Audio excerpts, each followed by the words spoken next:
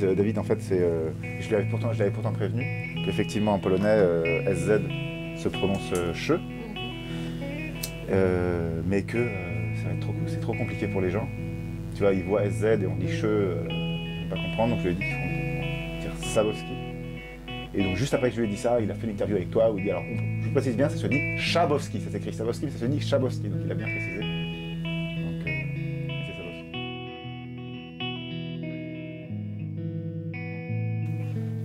Alors, les fans n'aiment pas les hommes qui boivent, j'ai rédigé en fait entre juin 2010 et juin et décembre 2010.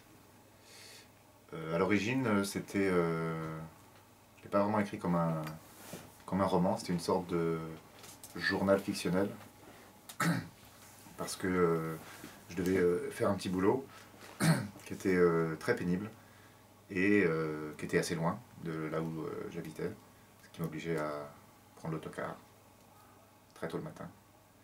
Et je me suis dit que j'allais...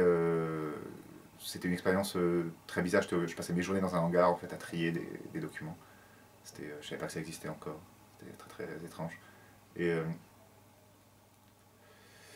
je me suis dit que ça m'occuperait en fait pendant l'heure de bus, aller et l'heure de bus retour, et l'heure que j'avais à attendre avant chaque bus, parce qu'il y avait 3 autocars par jour, donc il fallait que je m'occupe.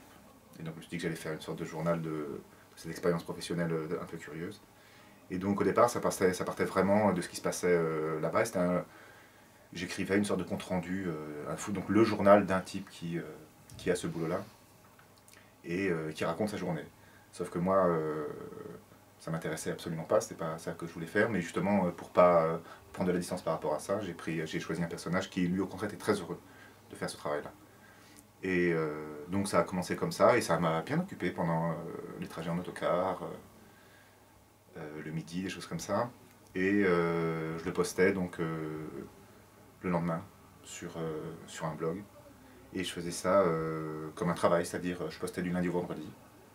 Et le samedi dimanche c'était le week-end. Voilà.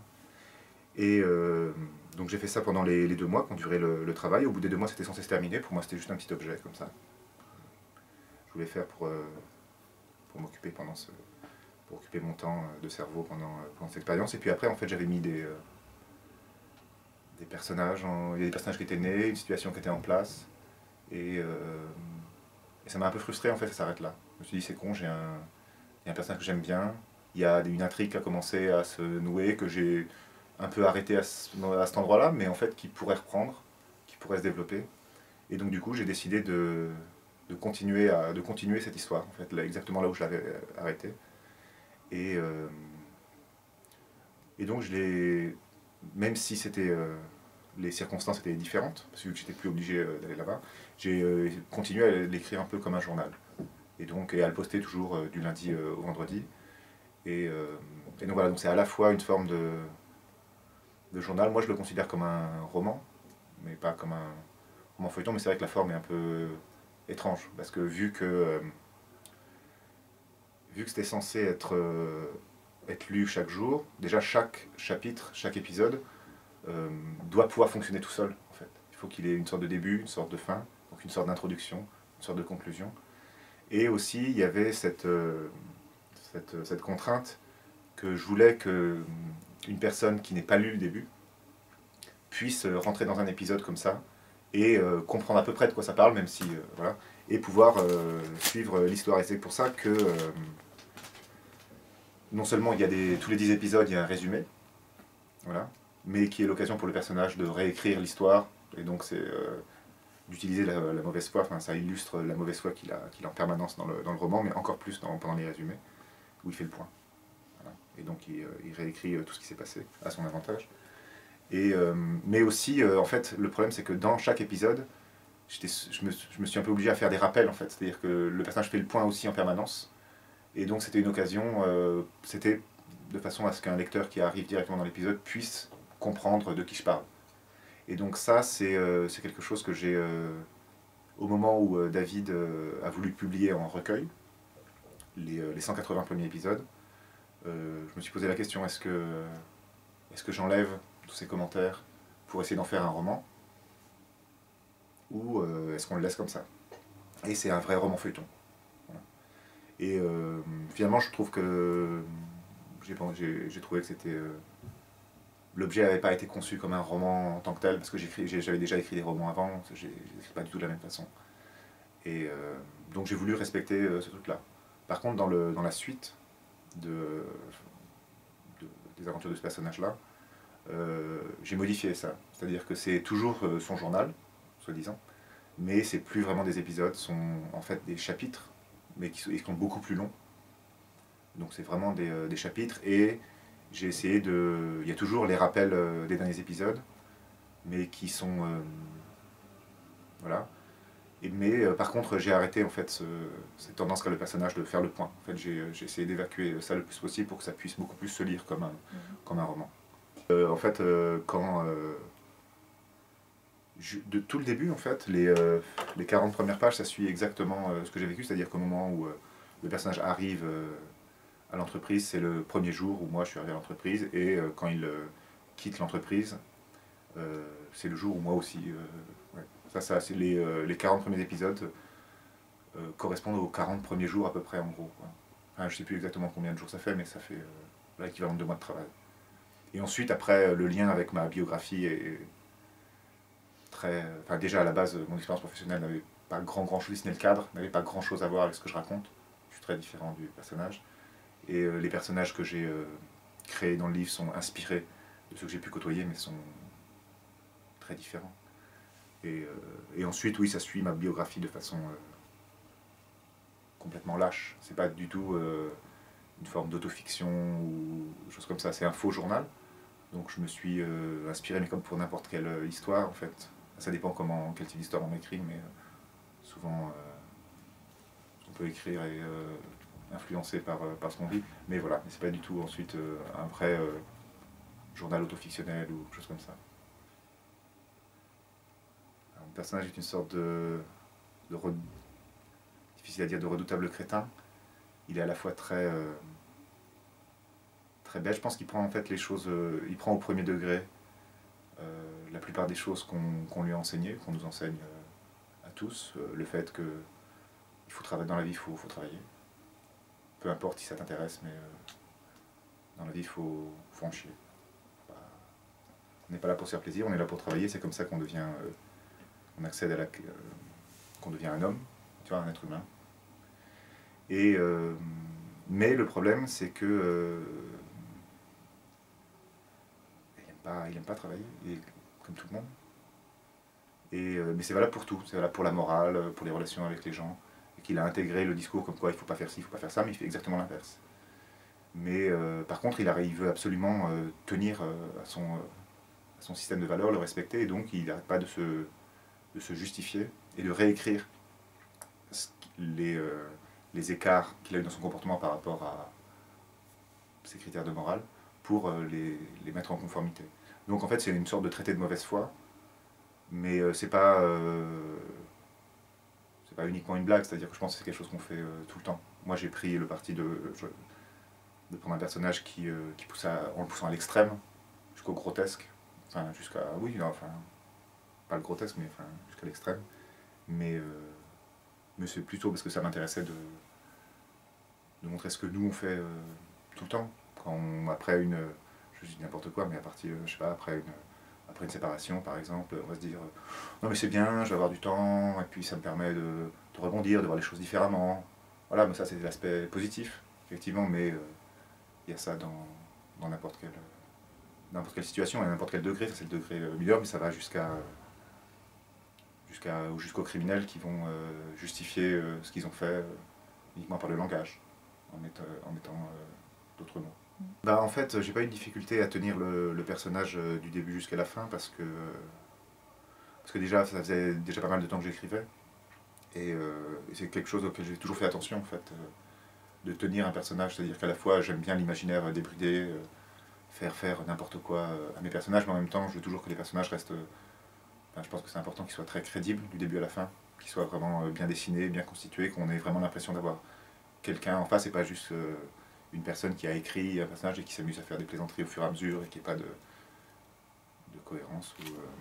Mais non, c'était pas du tout difficile parce que c'est le personnage du copie, c'est pas moi du tout, mais il ressemble beaucoup à des gens que j'ai connus. Voilà. Donc j'ai très bien connu, donc c'est très simple. C'était très simple en fait pour moi de le tenir jusqu'au bout. En fait non, tout simplement ça me fascine en fait comment manifestement des gens ont fait des saloperies et comment par le langage on peut très bien lui donner un sens complètement différent. Et ça me fascine en fait ce dont on est capable avec le langage, juste en utilisant des mots différents, en l'écrivant différemment, comment on peut faire passer ça pour presque même faire passer pour une victime alors qu'on a vraiment fait une saloperie. Et c'est extrêmement banal. Mais je vois ça vraiment à l'œuvre dans beaucoup de domaines de la vie personnelle ou même de la vie politique. Enfin, je veux dire. Alors il y a par contre un truc qui est juste avec lequel moi j'ai beaucoup de mal, c'est que je conçois pas du tout intellectuellement mes livres à l'avance, enfin ce que j'écris à l'avance. J'ai pas du tout de projet intellectuel. J'ai un projet artistique, mais j'ai pas un projet intellectuel, c'est-à-dire je sais pas quel thème j'ai envie d'aborder, qu'est-ce que j'ai envie de montrer exactement. Généralement je commence un livre quand j'ai trouvé une situation qui m'intéresse, un personnage qui m'intéresse, et que je lance dans quelque chose. Et ensuite, je fais tout. Là, j'arrive à un peu en parler avec le recul, mais c'est écrit en toute inconscience. Donc, c'est juste que j'ai envie d'en parler de cette façon-là, et c'est que j'ai envie de lui faire ça, et c'est que a posteriori que j'arrive à me dire ah oui, tiens, en fait, c'est peut-être ça que j'ai voulu dire, peut-être ça que j'ai voulu faire. Mais ce qui m'intéresse, c'est avant tout l'histoire, ce qui se passe, les situations, les péripéties, et montrer certains types de comportements, peut-être. Parce qu'il y a ça quand même aussi dans les majorettes. Dans les majorettes, il y a aussi ça parle aussi de la façon dont on se reprogramme par le langage. C'est un repas de famille où il s'est passé quelque chose dans la famille, on ne sait pas quoi. Et le narrateur, il y a un narrateur objectif, c'est-à-dire qu'il raconte un peu comment ce que font les différents personnages, mais il y a aussi les différents personnages qui prennent la parole pour dire ce qui se passe. Et justement, c'est la même chose, c'est-à-dire que chacun évoque le problème d'une façon complètement différente. Mais sans que le narrateur dise exactement ce qui s'est passé, donc du coup le lecteur c'est pas trop. Mais donc je réfléchissais déjà à ce type de thématique, mais je l'ai pas décidé à l'avance. C'est si on veut un livre sur la folie, mais ce qui m'intéressait c'était pas la folie strictement clinique, c'est-à-dire telle qu'elle est reconnue, encadrée, des choses comme ça, mais c'est celle qui fait partie de n'importe quel être humain qui se balade et qui a un travail, qui a une famille et qui, je pense qu'on a... Non, après il est internable concrètement parce que je pense qu'il fait des choses qui sont interdites. Voilà. Mais au point de vue psychologique, je pense pas que ça soit interdit ce qu'il fait. Enfin, il y a beaucoup de gens qui font ça. Et quand on a fréquenté une personne comme ça, on dit juste à la fin que c'était compliqué. On ne dit pas qu'il était fou, voilà. Oui, il y a une forme d'évolution. Au début, il y avait beaucoup plus de mots. C'est-à-dire que je pouvais passer beaucoup de temps à décrire des petits détails, des petites choses. Et maintenant, pour dire les choses grossièrement, parce que c'est pareil, j'ai du mal à avoir beaucoup de recul, enfin en tout cas un regard analytique. Ce que je fais, c'est... j'ai l'impression que c'est beaucoup plus rapide, beaucoup plus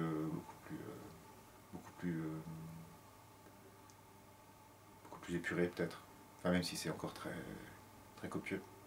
Mais oui, il y a cette évolution-là. Et que je suis toujours obligé de contrôler parce que je peux produire. Mes personnages sont des personnages qui parlent beaucoup. Donc je suis généralement, quand j'écris quelque chose, ensuite, je passe les mois qui suivent à en couper au moins un tiers, en enlever au moins un tiers, ou pas jusqu'à la moitié, mais au moins un tiers. Mais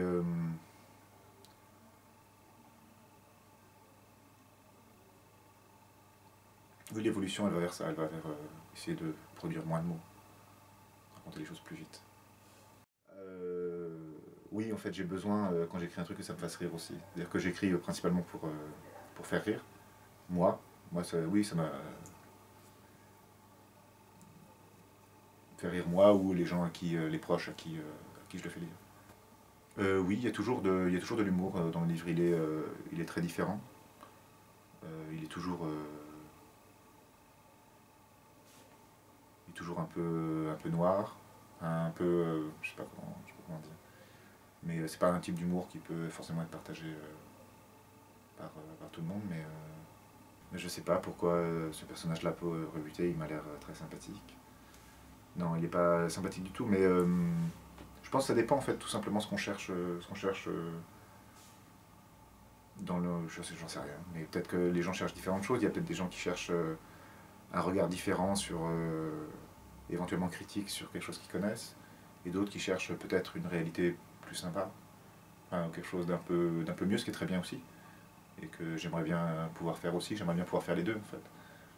Mais, euh, mais je pense que ça tient aussi à des choses comme ça. Je sais qu'il y a pas mal de gens qui, sur des salons, des choses comme ça, qui passaient devant mon enclos, et qui regardaient le livre et qui me demandaient de quoi ça parlait. Et je leur disais, voilà, c'est un personnage de mauvaise foi, manipulateur.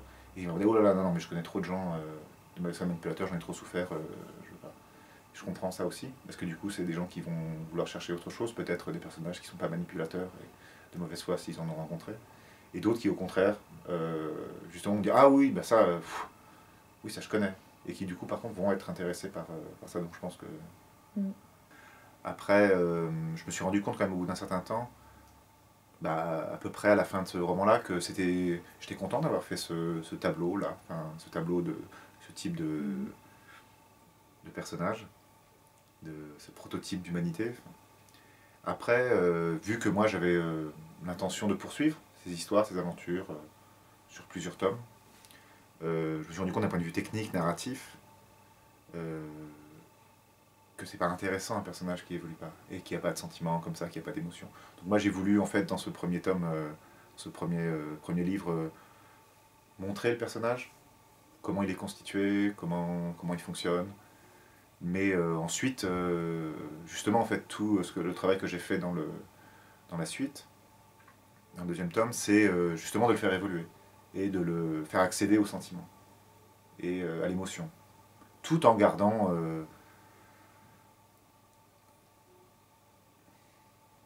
cette façon qu'il a de pas être capable de cette façon qu'il a de maltraiter la réalité, de se justifier sans cesse et d'être complètement en train de s'illusionner. Mais là, il y a de l'émotion maintenant, c'est-à-dire qu'il arrive à, à être dans des relations avec des personnes qui ne se contentent pas que de manipuler en fait. Donc il devient vulnérable. Il devient vulnérable, ouais. Il devient vraiment vulnérable. Et je trouve que c'est une bonne évolution en fait.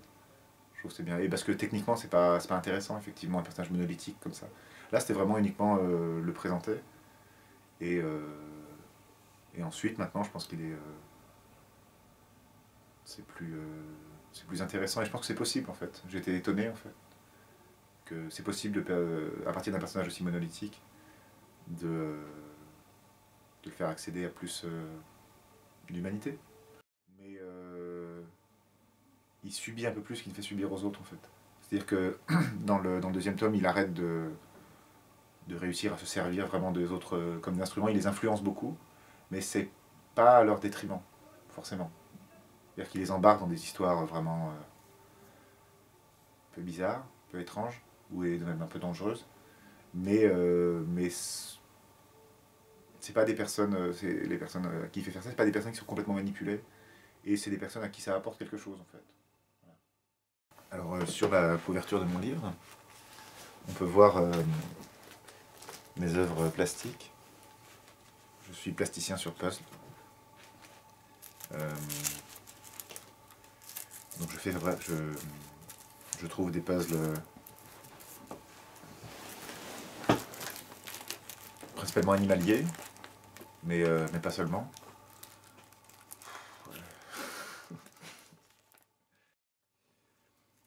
Alors, sur la couverture du livre, il y a un puzzle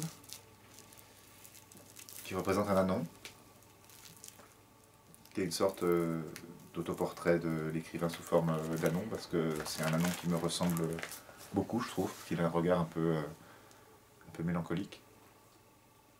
Et c'est un puzzle que j'ai fait dans un bar créole avec un des personnages du livre qui s'appelle Luc, le kiné. On a mis toute une soirée à faire toute la partie basse du puzzle. Donc l'herbe et le début des pattes de la bête. Et ensuite il a été terminé par d'autres personnes. Parce qu'en fait j'arrive pas du tout de puzzles. Enfin bref, donc du coup je fais beaucoup de puzzles comme ça.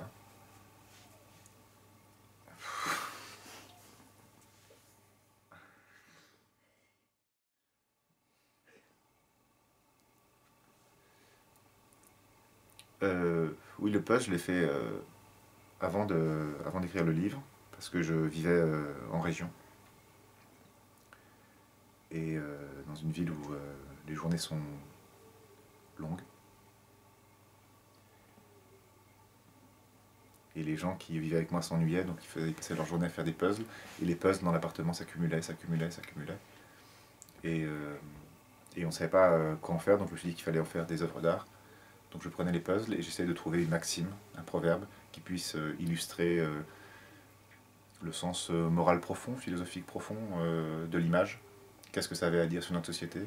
Pourquoi est-ce que les fabricants de puzzles avaient choisi cette image-là?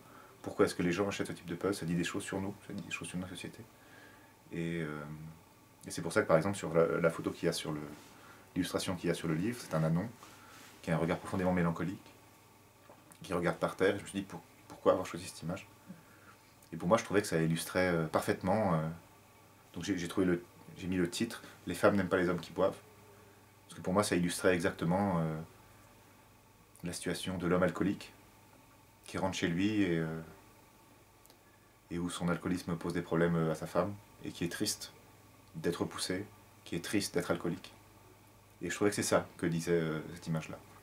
Et le puzzle, je l'ai fait avant d'avoir écrit le livre. Et c'est parce qu'il y avait cette illustration-là que j'ai donné ce titre-là au livre. Parce que le livre ne parle pas spécifiquement d'alcool ni des rapports difficiles entre... de l'alcool dans le couple, ça ne parle pas du tout de l'alcool dans le couple. Mais effectivement, le personnage boit beaucoup. Voilà. Donc...